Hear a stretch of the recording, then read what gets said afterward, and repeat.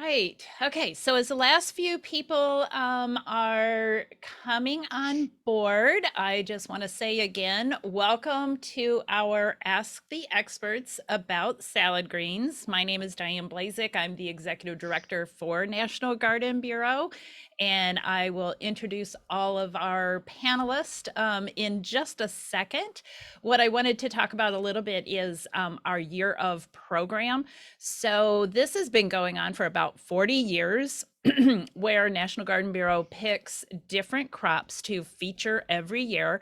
And the whole idea is to educate and inspire. So this year, our edible is about salad greens. And luckily, it's perfect timing. I've been hearing a lot of talk over the past 6 to 12 months about the COVID-19, the COVID-15, the COVID-10, the weight we've put on when we were staying home and not doing as many activities. So time to eat your salad greens and get rid of those COVID pounds, we'll call them.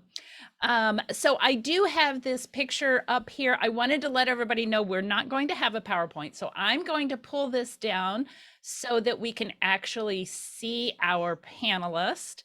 And one way that you can see the panelist a little bit better is to put your Zoom on speaker view. For me, it's up in my right-hand corner. If you click on speaker view, then you can see whoever it is talking at that moment. And so first, let's go through our panelists here. We have Rachel. Rachel Katz is from Johnny Selected Seeds. There's Rachel.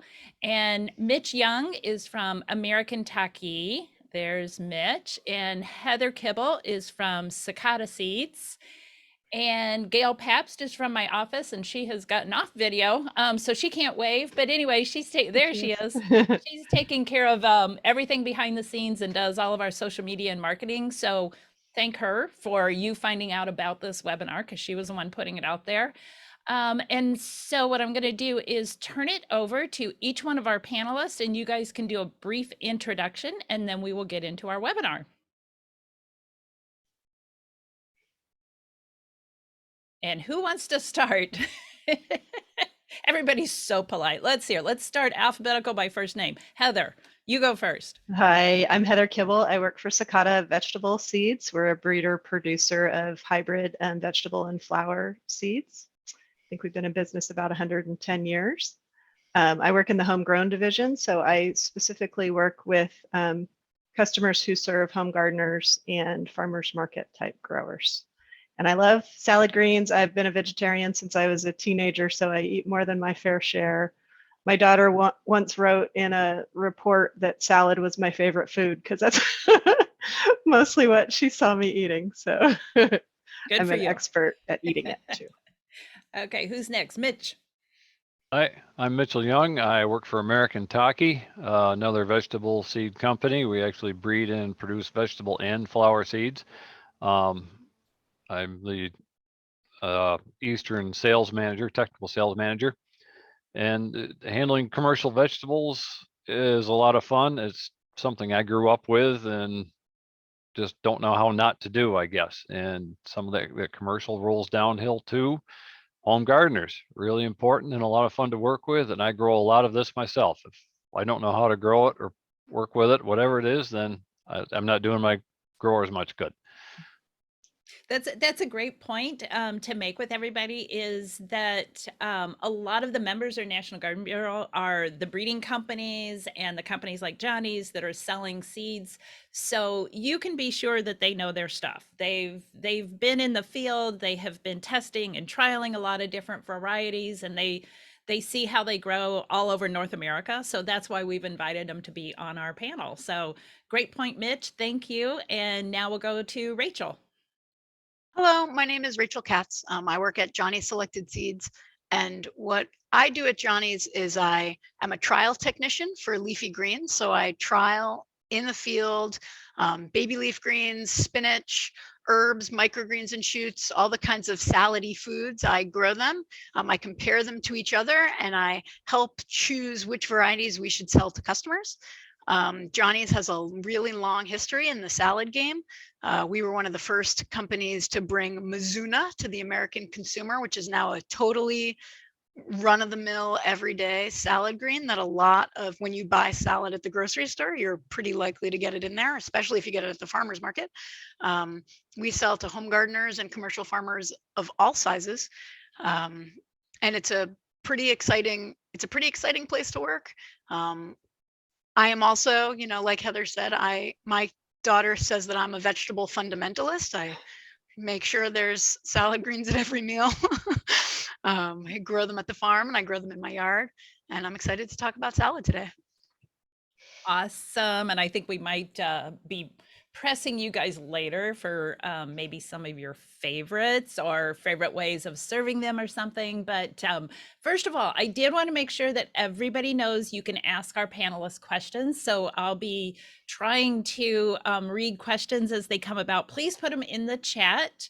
And if it's something that's already on my list, like further along in the presentation, don't be offended if I wait to ask your question till a little bit later, but we will try to get to all the questions that come in. So let's just start talking about how about the different types of salad greens. It's so vast, and we can talk baby greens and heads of lettuce and everything like that. So I don't know if each one of you kind of wants to specialize in one or another, but Rachel, you're on my screen right now. So why don't we start with you, and maybe you can kind of define baby greens, and you can start that way. Sure. So when we talk about baby leaf greens, we talk about, oh, my camera just slipped, sorry. We talk about varieties that you might want to grow at high density in your garden, seeds that you're kind of putting down, 3 to 5 seeds per inch to get them, and then you harvest them and as a leaf in the size that you want, like an edible salad type of green, not like a head lettuce where you have to then cut it and break it apart into pieces.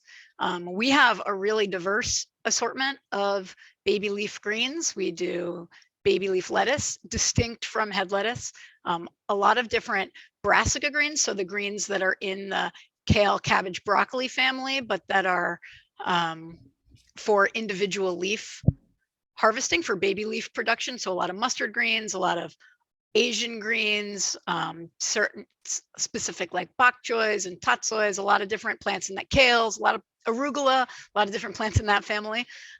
We do Swiss chard, we do beets and spinach and chicory, and there's just, it's such a wide assortment. There are really just so many. Excellent. And then Mitch, I think I will ask you to speak to Asian greens. Well, that is a very broad topic, just because like salad greens themselves cover a broad range. Well, defining Asian greens is almost impossible because it takes in everything from Napa type cabbages to bok choys and mustard spinaches. So really, there's a lot of unique and interesting colors and flavors that can be found in Asian greens. And the best definition I could give of an Asian green is, well, that has its core roots in Asia originally. Beyond that, it's soup to nuts.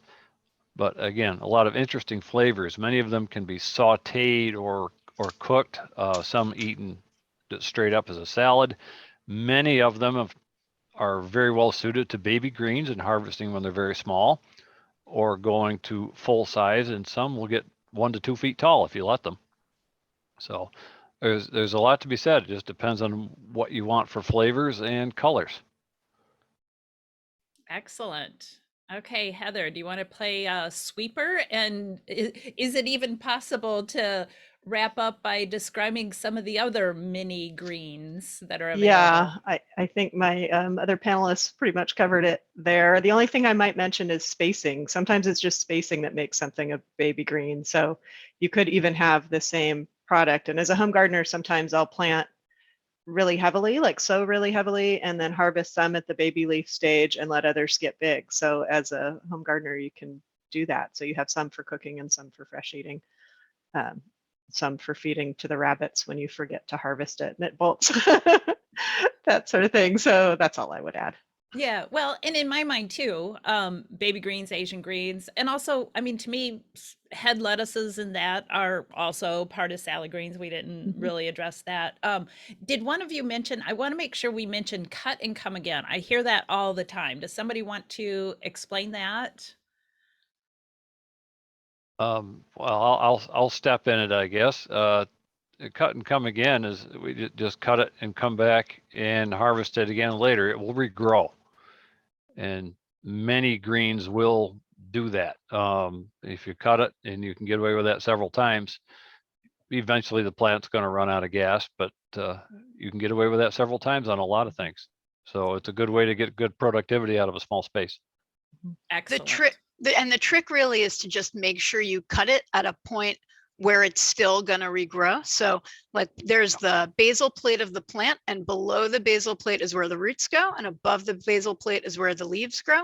And you just need to make sure you cut above the basal plate, because if you cut below that point, you don't have anything left to regrow. So you want to make sure you give it like an inch or so above the soil line, or some of those, especially the mustard greens, have very long stems. You want to make sure you cut above where the stem mark is, so that you can see where additional leaves will come up.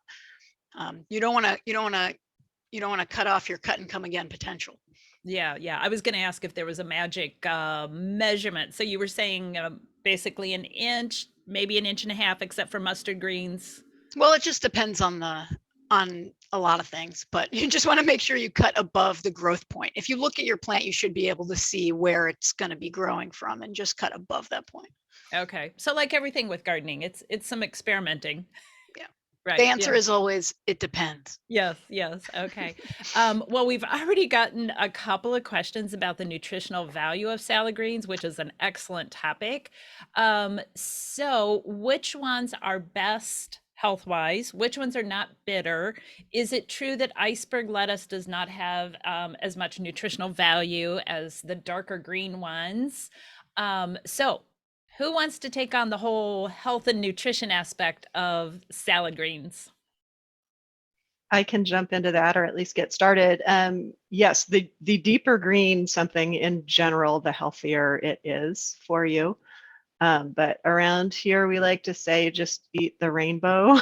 So, if you get a wide variety of colors and textures with the vegetables that you eat every day, you should hopefully be covering lots of different things, because nutrition can be, maybe you're looking for iron, or maybe you're looking for fiber. It kind of depends on what you're looking. It depends on what you're looking for, and where you're trying to build nutrition. But in general, things like kale is a superfood because it's so densely packed with vitamins. And you can Google that, like the USDA, I think it is, does beautiful nutritional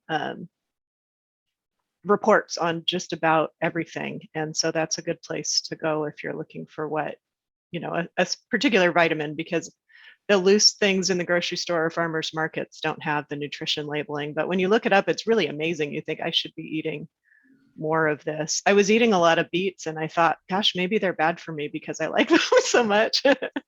So I looked at beets. I'm like, no, actually, they're very, very healthy and kind of low in calories. And so it's a good exercise to look up what you're going to plant or what you're eating, just to see how great it is for you. So I have a question.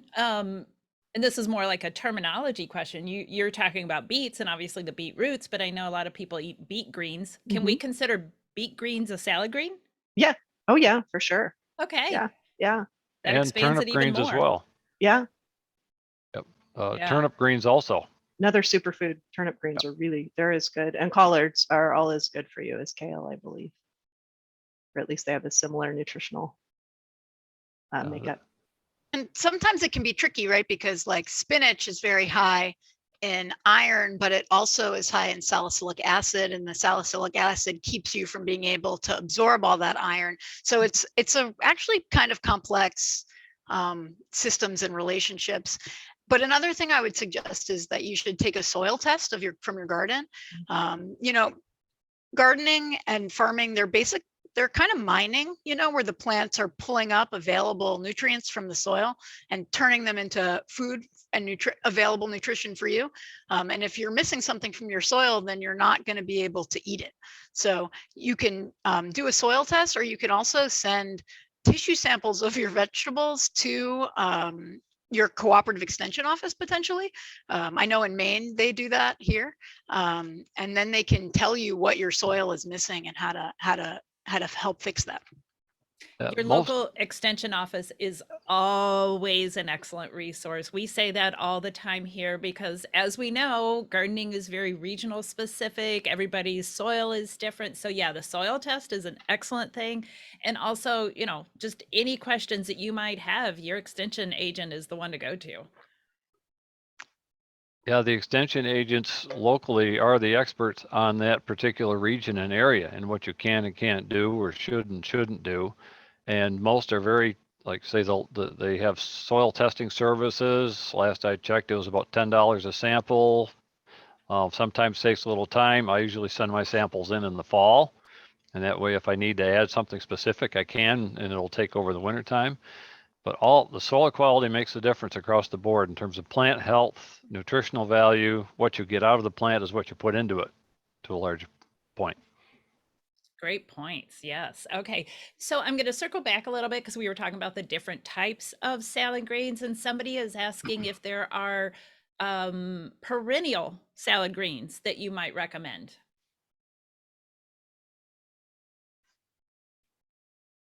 Did we stump you? You stumped me for the moment. And might that depend on regionality also? Yes. What I'm usually experience with perennials and salad greens, they're not really true perennials, but once your brassica greens go to seed and then they come up again the next year. So I have that experience quite a bit, which isn't perennials truly, but it certainly gets you vegetables the second year. Yeah. Let's hear, somebody's putting down sorrel, parsley, dandelions. Kind of depends on where you are, I think. Yeah. Well, dandelions are green. We used to call it Dutch lettuce because that's what my grandmother always made salad out of. Yeah. Are there any other regional or cultural greens to talk about? Obviously we said Asian greens. Any other of those that maybe you want to make a call out to, because we're becoming a smaller world and such a melting pot, and there might be some culinary things that people haven't tried before that they might want to try. The Italians have a lot of exciting greens. Wild arugula, the Diplotaxis arugulas are some of them. Also chicory, there's this kind of growing bitter is better kind of trend. And we have some baby leaf chicories that are really easy to grow. They're endives, so they're not quite as bitter as some of the radicchios or Italian dandelions, and they're like softer but still very lofty. Clodia is one, and Sempre Bianca is the other, and they're both really great cut and come again chicory salad greens.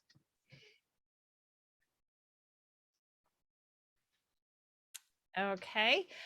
So let's talking about growing them. In my view, herbs and salad greens are probably some of the easiest things to grow.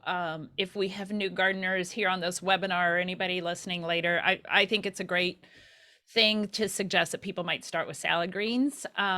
So do you guys want to comment on are there some that are easier to grow or some that are harder to grow? Address that. I'd say in general, the lettuces or the leafy greens, whether they're Asian greens, are fairly vigorous, easy to grow. And one of the things that makes them easy, they're generally pretty quick. They're up and they're going. They don't take a long time to germinate and mature, which is a really good start. And they're fairly space conscious. They don't have to take up a ton of room, so you can fit them in planter boxes and window boxes, etc. You don't need to plow up an acre yard in order to put a few plants in.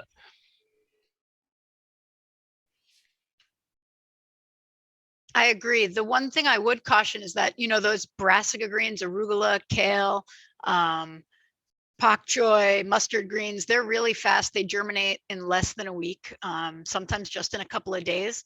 But there's this one little bug that can really eat a lot of holes in them. They're called flea beetles. They're like little black shiny jumpers, and they eat holes in your little brassica greens. So you might want to cover them with like a floating row cover.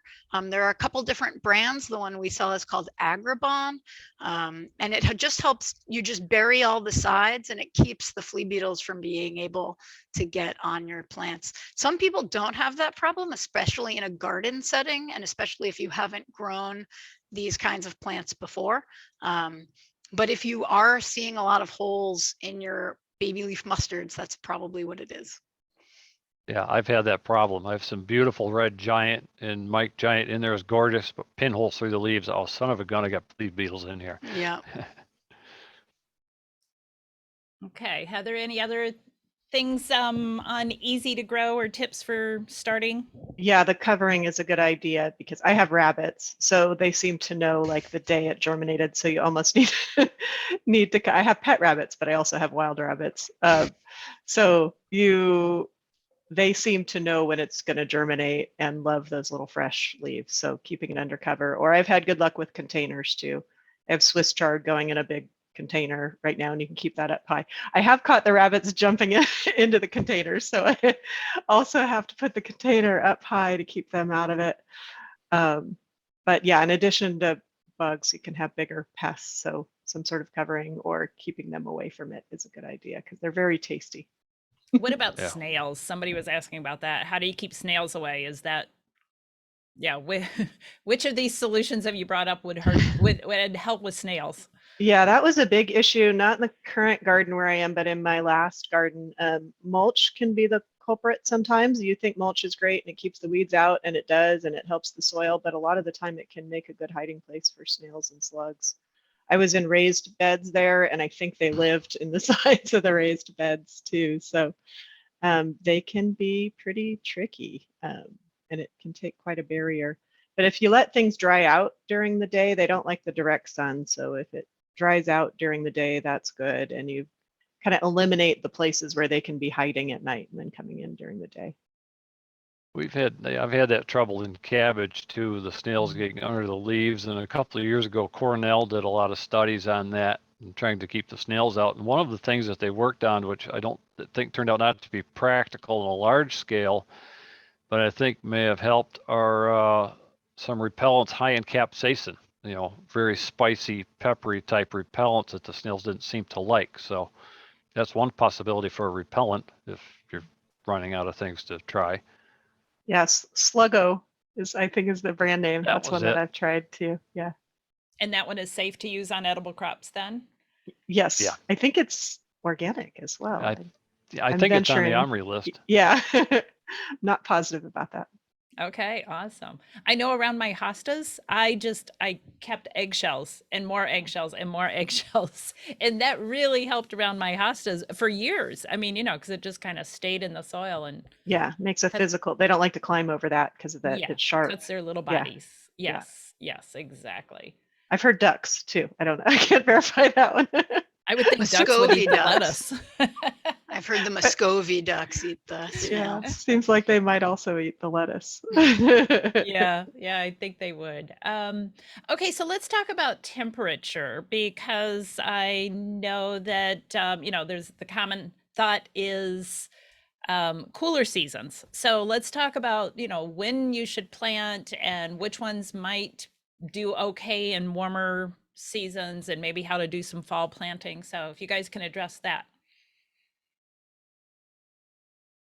Well, the when to plant, again, depends largely on your region, but after first frost. And if you're on a raised bed or container, and where the container is placed plays a large part as compared to, say, out in an open garden. Containers, soil temperatures will warm up faster, especially if they're out there in the direct sun, than, say, an open field or open garden. And most of these will prefer cool temperatures. And if you start after first frost, a lot of these greens will be very happy and do just fine. and most of them don't like the heat of summer. I say most, there are some that are very heat tolerant, like we have a mustard spinach called Summerfest, which loves the heat, where the others will bolt. So that's my 2 cents on timing. Yeah, I would say that a lot of, there's a window in which seeds have optimal germination. And actually, we have a lot of that. You could just Google that, or we have a lot of that information available on our website and in our catalog. But I have this really great little, this is a thermometer, a soil thermometer, and you just put it in the soil. This is where it's taking the temperature, and you just put it in, like an inch, and you just, mostly stuff wants to plant, but wants to grow between like 65 and like 75 degrees for the soil. That's a good window generally for leafy greens. When it gets too hot, the lettuces really don't like to germinate, and neither does spinach. And so you can mitigate that by watering more regularly than you would otherwise. And that helps with evaporative cooling, and by keeping the soil a little cooler. But yeah, the brassica greens I think do better in the summer than the lettuce does in terms of maintaining a good flavor and texture. Sometimes the color can get washed out a little bit in the summer, but that might be a good time to even grow things a little longer. There's some good like romaines. We have this new really great baby leaf romaine called Carlsbad that stays really crunchy and juicy and sweet all through the heat of the summer. It's really, really awesome. Very And cool. some of these brassica type greens, such as the kales and collards, into the fall, after they get a frost on, they have a much sweeter flavor. It sets the starches in the leaves, so the sugars come out. So actually the flavor improves. Exactly. Yeah. And we were talking about timing and temperature. Gail just posted a link in our chat for Johnny's, has a really good seed starting calculator. So basically you enter your zip code, then it knows the zone, and it'll tell you, how many weeks before frost, if you're starting indoors, or when, and it's by crop, right, Rachel? It has a list of all the different types of vegetables and edibles and flowers, and so I have found that very, very helpful. So thank you to Johnny's for making that available. Well, thanks for pointing it out. It's worth mentioning that we really consider ourselves an information company and not just a seed company. And we have a lot of information out there. All of it's free. It's on our website in the growers library. You can call and ask questions to the people in the call center. You can send an email. People will get back to you with any answer to any growing question you might have. Yeah, good point. And so I mentioned that this was the year of the salad greens. And so when you go to our website, Gail had put that link in the chat early on, is that at the bottom of our fact sheet, we have links to a lot of our members. And, because we can only provide so much information on our fact sheet, but then we provide additional links for even more details. And yeah, Johnny's is always one of the links that we put on our year of crops because of your extensive library of information. That's really good. Thank you. So again, it's one of those things where if you want to go search for good information, it's out there. You just kind of have to know which sources to trust. Okay, so now let's talk about thinning. So you're planting seeds. Mini salad greens are pretty tiny, and you might want to oversow, or maybe you shouldn't oversow. I know the best advice is always to read the seed packet, to find out how much, but just talk about seed sowing and thinning and what you need to know when you're growing. Thinning is not for the faint of heart. It is hard to pull out a little plant that you're like, but this could be food, but it's really important. There's only so much nutrition and water in your garden, and your plants are competing for it. And so if you have too many plants in there, you actually will harvest a lot less than if you have the appropriate number of plants. Yeah, and there's something to be said for overplanting or oversowing to a point and then thinning later, but thinning is a pain. But it's safer to thin a little bit than to have to plant again or lose it and not have the proper density. Another way to go about it, and most home gardeners wouldn't do this, is transplants, And from the home gardener, oftentimes they'll go to the garden center and buy the plants already started. Then you can plant them to stand in the right spacing. Some of us are stupid enough, we grow our own transplants because we like to go do extra work. But that works out quite well too. It gets you a jump on the season and you get the spacing you want, hopefully. I do So- that with head lettuce in the fall. So I'm in California, so I grow lettuce in the winter basically. But I'll start the transplants in the fall, and that way I can get the spacing and I have a good plant that I'm starting out with, and I can keep it covered from the rabbits I mentioned earlier. Also, direct seeding sometimes can be a challenge because I have birds love to dig through there and eat every seed that I just planted. So that if it goes into the ground and I keep it covered, that solves those problems, and you end up with good usable plant. So And in it's really general- difficult to thin when you're trying to get a big head of lettuce. The thinning is super important. Like you really just want one plant there. So it's a lot easier to work on the little transplant than it is to crawl around the garden looking for Yeah, the exactly. extras. So in general terms, a head lettuce would be really good, advisable to start from a transplant, start me, indoors, yeah, and then yeah. transplant. What about thinning? You recommend snipping the extra seedlings rather than pulling? I can be a little heavy-handed, so I like to use the garden shears or the pointed scissors a lot of the time I'll use and cut them because when I try and pull one out, I get 12. But if you were more delicate, maybe that would be easier to pull them. Yeah, I usually pull mine, but then I make sure to water after I'm done. And that helps to lay the soil back on the roots of the disturbed plants. And there are some, there are some plants that cope with that better than others, right? If you've got cucumber plants all tight in a row and you're thinning your cucumber plants, you're going to want to thin those with a scissor because they don't like their roots being disturbed. But I think for the brassica plants, mostly it's fine, especially for baby leaf. Yeah, I tend to pull them and then just make sure that the remaining plants, the soil is not disturbed, so the roots are still intact. Okay, good. So now let's talk about fertilizer. Is fertilizer needed? Is it recommended? If so, what type of fertilizer? Somebody specifically asked about the cut and come greens. Does fertilizer help them produce more after cutting? So broad question about fertilizer. I would Well, always say do a soil test and fertilize as needed. Follow the directions on your soil test. that will tell you what you need and what balance you need. Yeah. And I think that you can start with either compost or fertilizer in your garden, whatever your recommended quantities are. I don't think you generally have to re-fertilize for the cut and come again. If you're going to pull them up and replant, you might want to think about putting additional resources in there for your plants. But again, I would say soil test. Yep. Soil test will tell the tale. Yes, it will. Yeah. Can't hide any details from a soil test. I think the answer here is a resounding yes. Can you plant head lettuce in a pot or a container? Sure.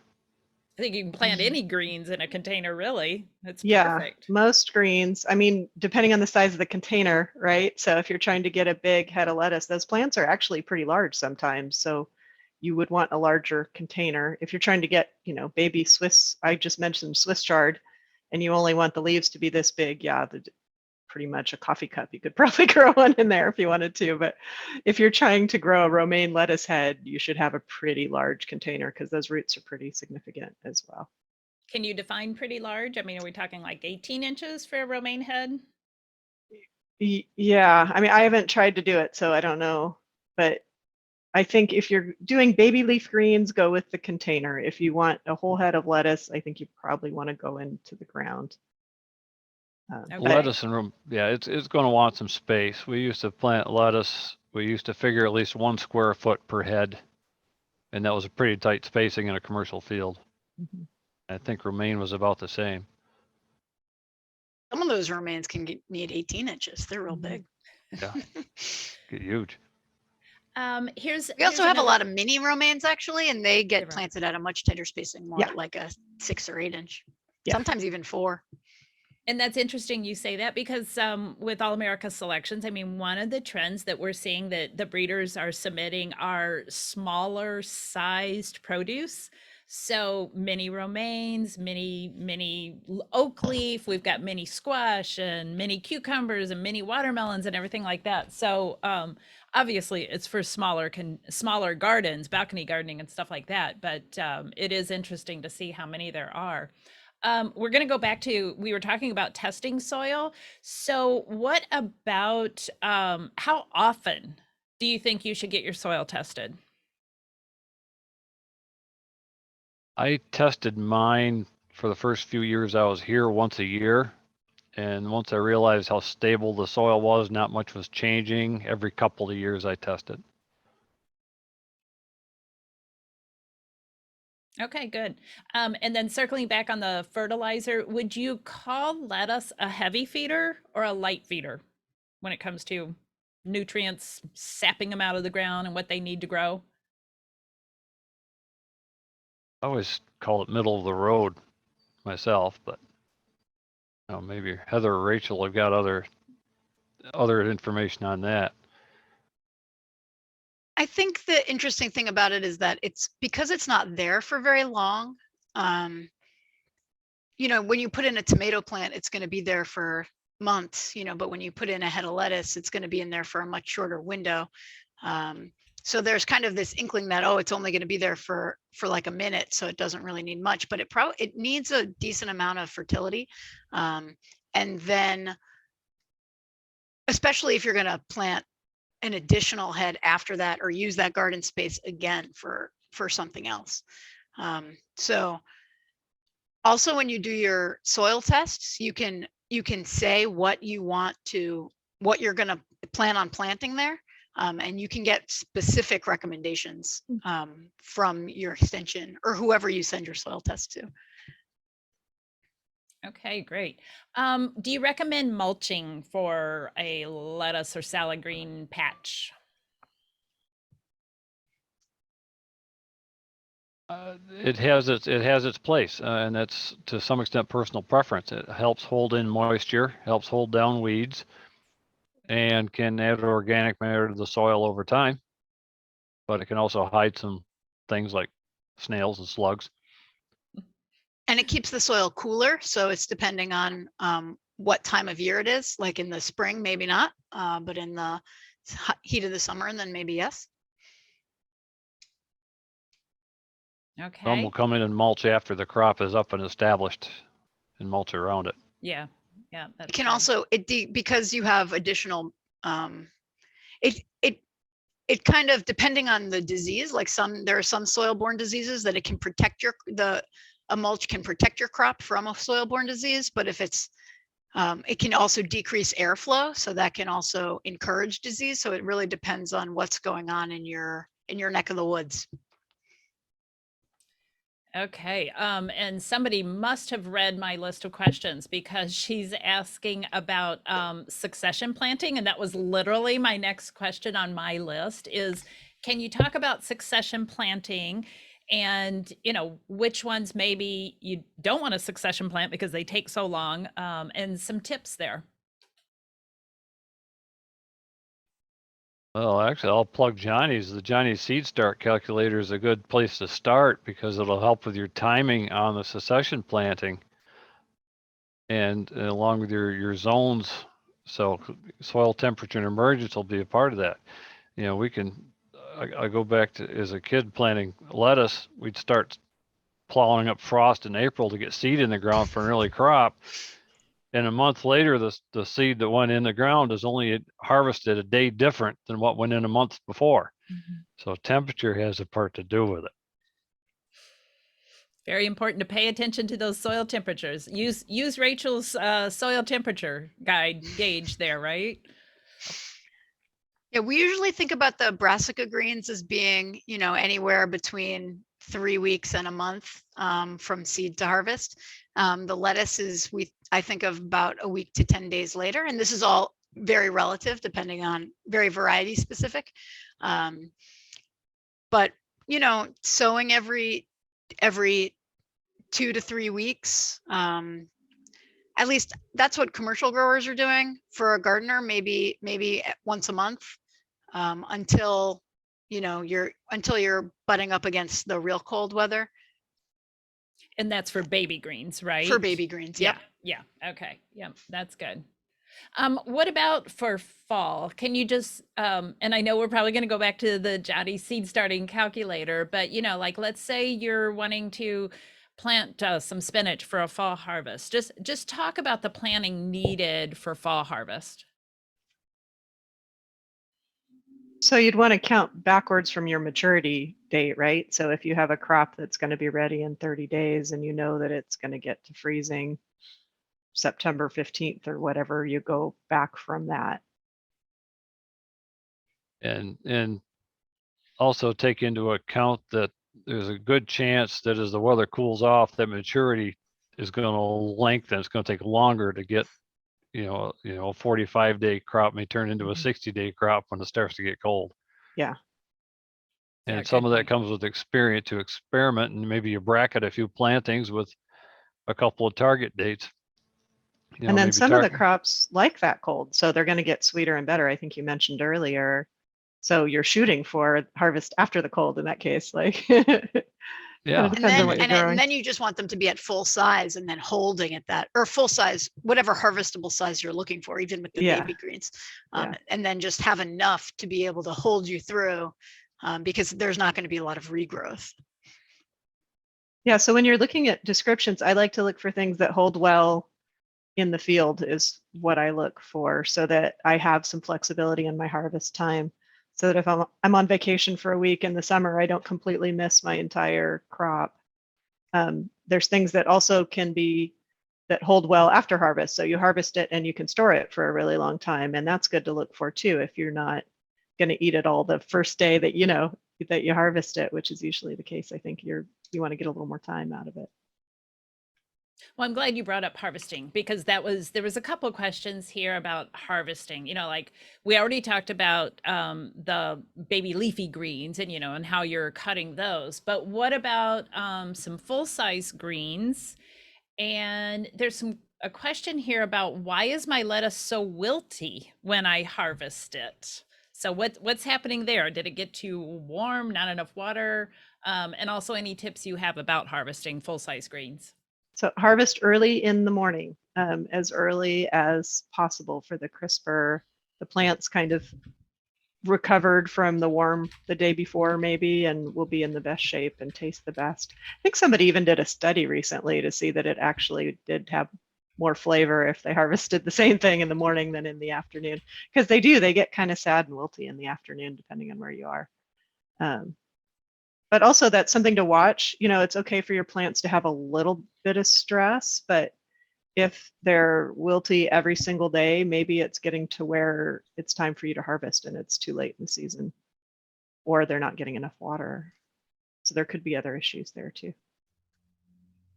Also, if you do find that your greens are wilty, if you put them in some really cold water for a while, they'll really perk right back up. It's kind of amazing. Mm-hmm. They'll just absorb that water. I got to write those down. So I was doing that. Anything else on harvesting from any of the three of you? I use a salad spinner. I really like that. I put everything in there and then cover it with water because I have mulch and rabbits and birds, and I like to make sure it's really clean. So if you're submerging really well, but then the spinner portion of it will help you get all the water off, because it stores better in your refrigerator after, if it's a little bit dry. You don't want too much moisture in there because they can get soggy. So a spinner of some sort is really good for that.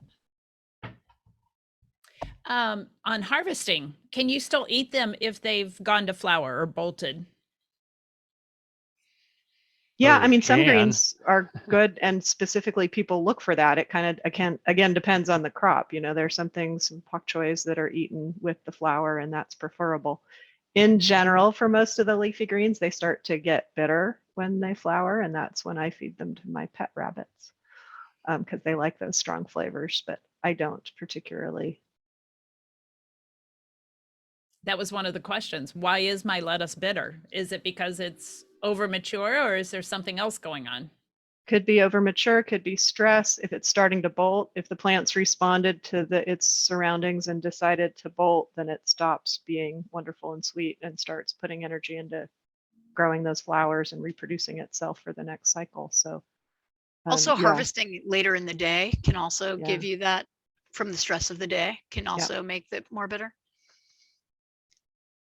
So one of the things that you see a lot on social media, and I'm not saying it's true, that's why we're asking our experts, can you grow greens in the shade?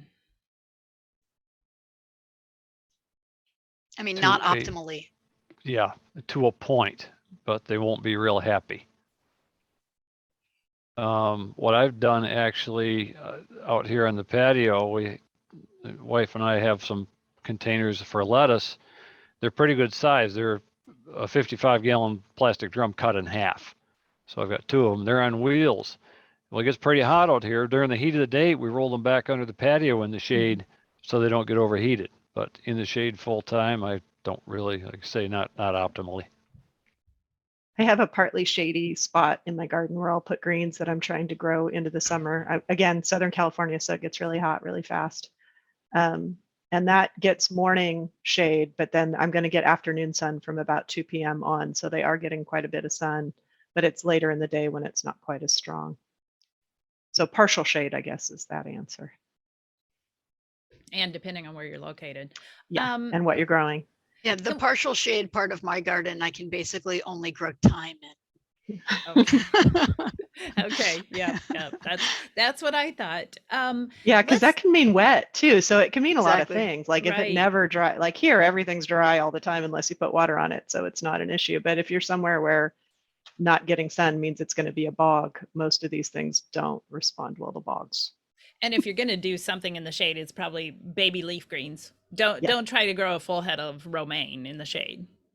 And then it's going to get leggy, you know, it's going to have really long stems and the color's probably not going to be that good. And, Right. you know, these plants were not bred to perform in that kind of environment. And so they probably aren't going to. Yeah, exactly. We've got quite a few questions about spinach. Because spinach can bolt fast. Let's see, what was the other question? What about winter sowing with spinach or lettuces? You know, and I'm talking like in the milk jugs and you put them outside. Can spinach overwinter in colder zones? If so, what variety? So we got a lot of people interested in spinach. If you can answer some of those questions for us. We do a lot of trialing work with overwintered spinach in Maine. So if we can do it in Maine, you guys can do it pretty much anywhere. It's kind of amazing in that way. And it's really sweet and delicious all winter. It's an amazing vegetable, but we also have a winter growing guide that gives you information on counting backwards from your, I think it's the last 10-hour of sunlight day, and counting backwards to be able to know when you should plant, and not just spinach, but all kinds of Asian greens and other species and varieties that you can overwinter, including onions even. So there are a lot of really delicious things that you can overwinter in your garden, either with minimal protection or unprotected, depending on where you live. So I would that's on just your read the descriptions. Yeah, that's on our website. Okay. I think it's actually maybe a PDF. It's called the Winter Growing Guide. Winter growing guide. And we also have information in our catalog about which varieties are good for overwintering. Auroch is one that we have now that's really good for that. It's very fast growing.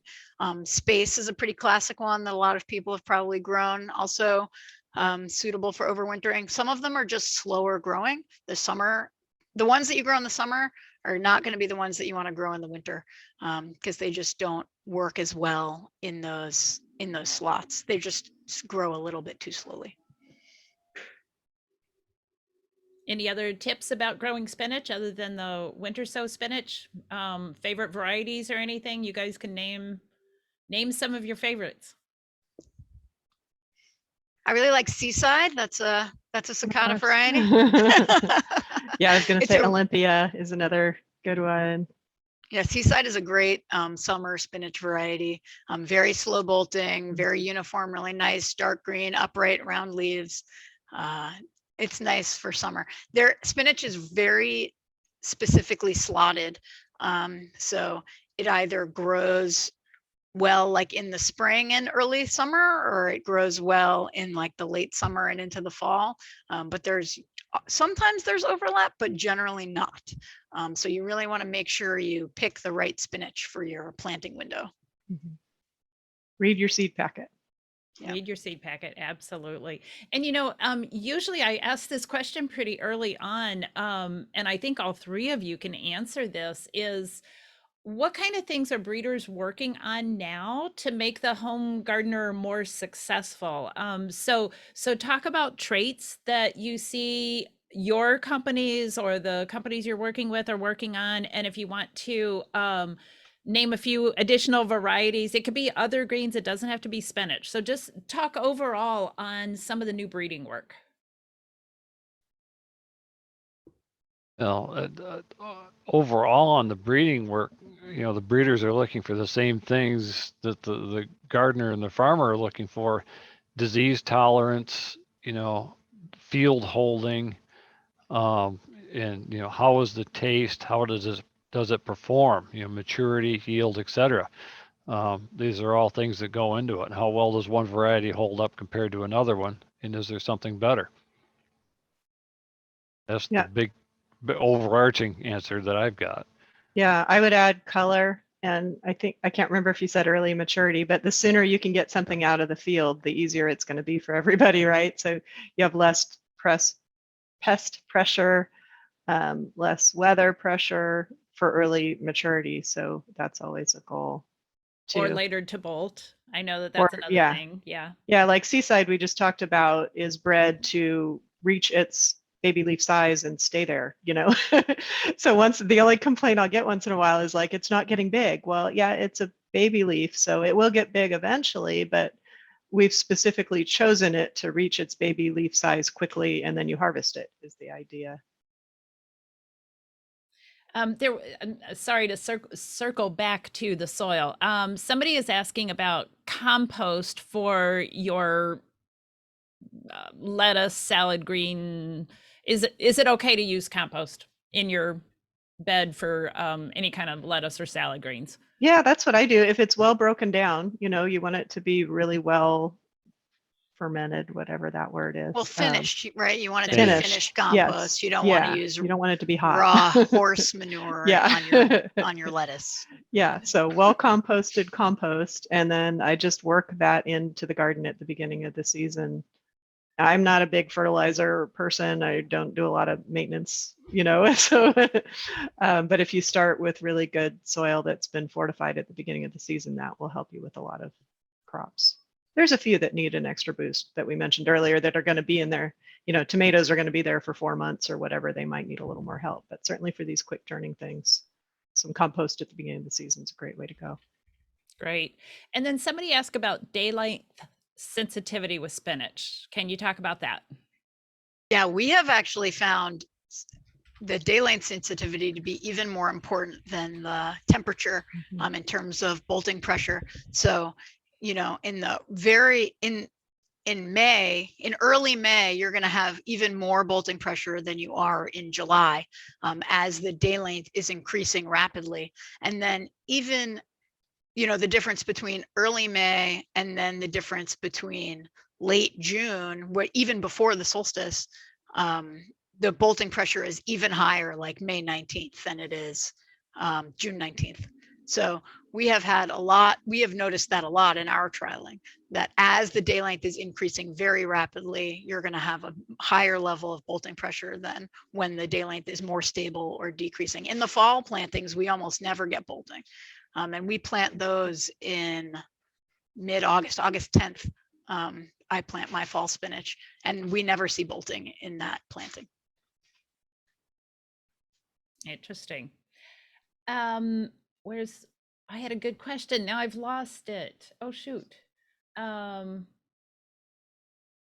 Oh, okay, Rachel, you're on my screen, and I want to ask you about this because I know Johnny's does a lot with salad mixes. So Yes. I think, and I'm not sure exactly how you do it. If through your trialing you trial the ones that are like similar maturity, and do you have any tips for anybody if they want to make their own mix of salad greens? Yeah, I mean, it is a lot about even maturity. So you want stuff that's going to be ready to harvest at about the same time. We also don't do any interspecies mixing. That's not true because the brassicas are a lot of different species. We don't do any interfamily mixing because the seed size is really different. But in your garden, if you find things that are growing at the same rate, you could do that. Sometimes we often find that they don't really grow at the same rate, so it's not necessarily a good mix. But like those chicories that I mentioned could be paired with some of the lettuces. But that is really what I would focus on is the more even maturity. That's what we focus on. Okay. What about storing your greens once they're harvested? I have a feeling the question is, it depends on the type and the time of year and everything, but any good tips on storing your greens after you harvest?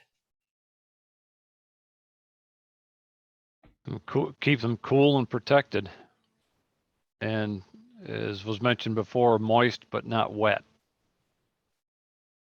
And get them cooled down quickly after harvest. Yes. Like if you're going to harvest them in the morning, then bring them in and take care of them after that. Don't let them sit somewhere while you're weeding or whatever you're doing next. And they do store forever. That's one of the things I love about home gardening. Like you buy something at the store and it's gone in 3 days or whatever. I feel like I'm just getting it as it's completely dying. Where when you go to a farmer's market or you're at your home garden, you harvest something and lettuce can be in your fridge for weeks, and it's still fantastic. Well, when you get it at the grocery store, it's already a week old. Yeah, who knows what it's been through at that point.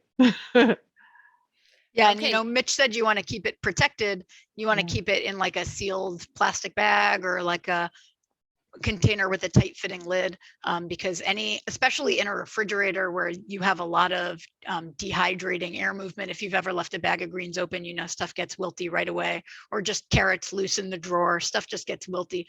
So you really want to make sure you keep it in a sealed container. Very good. So we've got a couple minutes left, if that. Now's your time to name your favorite. Like, what is your absolute favorite salad green? You can name varieties if you want, or just a type. What is it that is your go-to? I grow this every year, multiple times a year. I always have Swiss chard going and beet greens. I love beets. I think I mentioned. So I will harvest some of the leaves because I'm also wanting to harvest the root. I don't harvest all the leaves, but I harvest some of the leaves off the beets when they're baby size and the Swiss chard. And that's just an easy thing to grow here in Southern California. The lettuce is a little bit tougher, but I try and do that every winter. But the greens from the beets can extend a little bit further into the summer for me. So those are a go-to. Mitch, Rachel, what are your favorites? So many to choose from. The good old butterhead lettuce is a standby, but also beet greens. We grow a lot of beets, so the greens are always there. I actually did a whole webinar about this yesterday for Johnny's, my 12 favorite baby leaf varieties. And you can find that on Monday on the Johnny's website. But I really like Tokyo Bacana is one of my favorite greens. It's a very mild, non-heading Chinese cabbage that's a blonde color, and it has a really buttery leaf and a crunchy white rib, and it's just totally delicious at every stage of growth, grown in every slot, microgreen, baby leaf, bunching head. It's so delicious. And then also we have some really great tatsois. Koji and Red Cloud Tatsoi are also two of my favorites. Also very mild flavored and crunchy. Really, really great all throughout the growing season and in every slot, spring, summer, fall, and winter. It's great. Awesome. Well, this hour always goes fast, so I'm sorry we have to call it a day, call it an hour. We have this recorded as a video. I am saving the chat. I'm going to put all the links in a chat, so we will be sending this out. Don't know if I can get it done yet today. If not, it will be coming to you on Monday. So we thank our panelists. You guys are just a wealth of information. I love your enthusiasm. I love your passion. I love your appetite, literally. It's all really good. And I thank everybody for their questions. Wonderful. I think this is the most questions we've ever gotten on a webinar. So it means people want to know more about salad greens, which is great. So with that, we'll close it up and thank you everybody, and especially our panelists. And if you're able to get out on your garden this weekend, do it. Have fun. If not, just plan ahead and buy your seeds and everything like that. So have a great weekend, everybody. And here's to salad greens. Thank you. Thanks so much. Bye. Thank you. Everybody.